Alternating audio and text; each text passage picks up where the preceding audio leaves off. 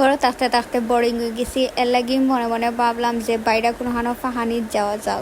যেমন খোদা তেমন কাজ, তো বারোই গেলাম ফাহানিত। হ্যালো এভরিওয়ান, আসসালামু আলাইকুম। কি অবস্থা সবার? আশা করি আপনারা সবাই ভালো আছেন, আমরাও ভালো আছি। ভিডিওর ফার্স্ট দেখেও আপনারা বুঝে লিছেন যে আজকে আমরা বেড়ানিত যাইরাম। তো আজকে আমরা বরাফার বাড়ি ফাহানিত যাইরাম। তো আমরা ফাইনালি বেড়ানিত যাওয়ার লাগি রেডি হয়ে গেছি। বরাফার বাড়ি গেছি না প্রায় 16-17 বছর হয়ে গেছে। আর তাই নহইরে আমরা কোনোখানো যাই না, সো আমরা প্ল্যান করলাম বরাফার বাড়ি যাইতাম। তো ফাইনালি রেডি হইয়া বারোই গেছি, আর গাড়িও আইছে, রওনা দিলাইছি আমরা মোটামুটি আলহামদুলিল্লাহ। এই জায়গাটার ভিউ দেখলে মানে একবারে মনটা ভরে যায়, কারণ এত সুন্দর একটা জায়গা। যারা লোকাল আসেন আমরা ঢাকা দক্ষিণ গোলাপগঞ্জের আশেপাশে, তারা এই জায়গাটা চিনবা। আর সবাই অবশ্যই কমেন্ট করিয়া হইবা এই জায়গার নাম কি, তাই কারণ কোন জায়গার যাইতে এই জায়গাটা পাওয়া যায়। আশা করি আপনারা সবাই চিনবা এই জায়গাটার, অবশ্যই কমেন্ট বক্সে জায়গার নাম হয়ে যাইবা। এরিয়াটা পড়ছে কিন্তু ঢাকা দক্ষিণের আশেপাশে, সো সবাই চিনবা আমি জানি, অবশ্যই কমেন্টে জানাইবা। তো ফাইনালি আমরা ইয়া জায়গায় পৌঁছে গেছি। দেখছেন নিকিলা উষা টিল্লা, তো ও টিল্লা আমরা বাইয়া উঠিলাম। ছোটো থাকতে যখন আইসলাম তখন টিল্লাটা আরও উষা আছিল, এখন নিচে হয়েছে। আমি উপর তাকি দেখাইলাম টিল্লাটার দূরত্ব কতটুকু, উপরে তাকি নিচকালা দেখলেও বোঝা যায় যে উষা টিল্লা। আইতে দেরি হয়েছে, খানি দিতে দেরি হয়েছে না। সো ফার্স্টে ওয়াফা ঠান্ডা দিলাইছেন, ঠান্ডা খাইলাম।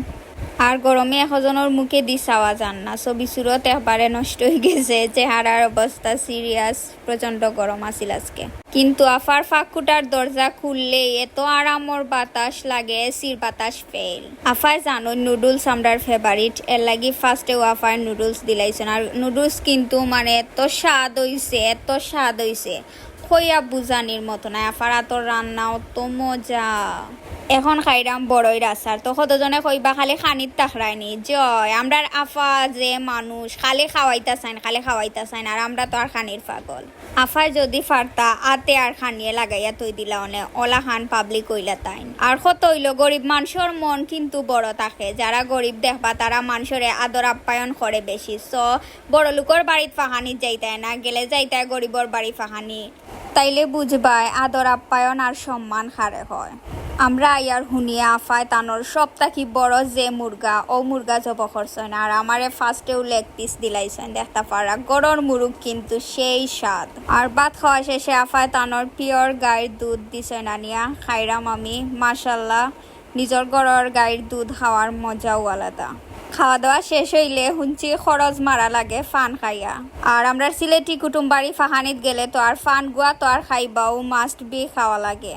আর আমরা সিলেটি অকল কিন্তু আদর আপ্যায়ন খাওয়া দাওয়া ইতার লাগি স্পেশাল, খানিদানির লাগিয়া খুব বেশি স্পেশাল। আমরার কুটুম মহলরে খুব বেশি আদর আপ্যায়ন করা হয়। ওইসে বাজাইয়ার গীত মাতানরে কষ্ট দিলাম আইয়া